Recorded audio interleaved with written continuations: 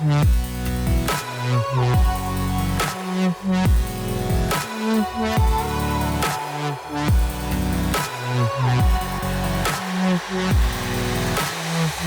name is Chandler Gass, mechanical engineering major with a focus in high-performance vehicles. My hometown is Portland, Oregon.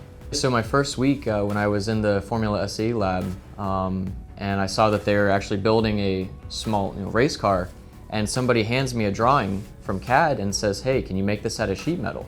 I ended up making that part, and it ended up on the final car, and that's when I knew that mechanical engineering was for me. Since joining mechanical engineering, I'm now to the point where I'm leading a team of 60+ engineers building a race car. It's definitely difficult, but it's all worth it in the end. So the moment I realized I made the right choice coming to Embry-Riddle was when I was in lab, and the experience of flying a drone made me feel like I was viewing my future career. I grew up loving the aviation world, and being surrounded by people who love the aviation world as well makes me feel at home. When Embry-Riddle visited my high school, they brought this eco-car team, and it was an all-female team, and they were all mechanical engineering students.